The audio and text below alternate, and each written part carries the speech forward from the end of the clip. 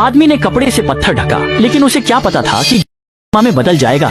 लेकिन यह दृश्य भीड़ में मौजूद कलेक्टर ने देख लिया। उसे मेरे पास ले आओ।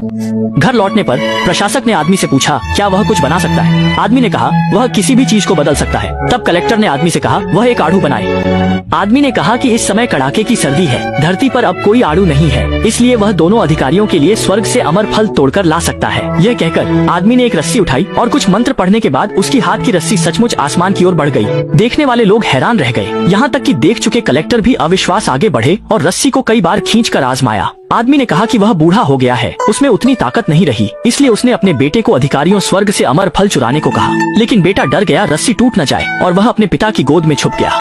अगर यह मुश्किल है तो रहने दो, लेकिन अगर तुम सच में आड़ू चुरा लाओ तो मैं तुम्हें 100 सोने की मुद्राएं इनाम दूंगा। आदमी ने फिर बेटे को बहलाते हुए कहा, अगर इस बार चुरा लेंगे तो हमें अब कभी गरीबी नहीं झेलनी पड़ेगी। भविष्य में अच्छे जीवन के लिए लड़का रस्सी के सहारे ऊपर चढ़ने लगा। कुछ ही देर बाद लड़का तेज धूप में ओझल हो गया। भीड़ में मौजूद सभी लोग टकटकी लगाए आसमान की ओर देख रहे थे। केवल वह आदमी चिंता के मारे पसीने पसीने हो रहा था, क्योंकि वह जानता था कि इसमें कितनी खतरे की बात है।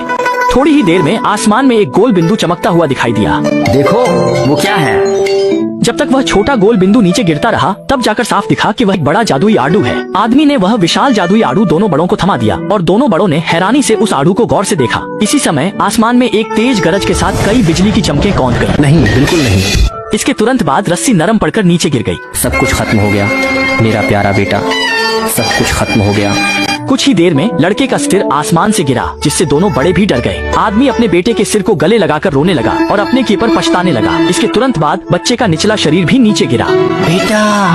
आदमी ने अपने बेटे के शरीर को लकड़ी के बक्से में रखा, उसे जैकेट से ढका और फिर दोनों बड़ों के सामने घुटनों के बल बैठकर प्रार्थना की कि वे उसे बेटे की अंतिम क्रिया के लिए कुछ धन दें, ताकि उसका बेटा शांति से सो सके। जिलाधिकारी को यह उम्मीद नहीं थी कि इससे जान जाएगी, इसलिए उसने अपने आदमियों को 3 सोने की ईंटें लाने का आदेश दिया। आदमी को दे दी। आदमी ने सोना देखा, उसका दुख खुशी में बदल गया। बेटा अभी तक क्या कर रहा है, जल्दी आकर धन्यवाद क्यों नहीं करता? फिर देखा गया कि लड़का सही सलामत लकड़ी के बक्से से कूदकर बाहर आया और दोनों बड़ों के सामने जाकर सिर झुकाकर धन्यवाद किया। दोनों बड़े हैरान रह गए। तो क्या तुम जानते हो कि लड़का कैसे फिर से जीवित हो गया?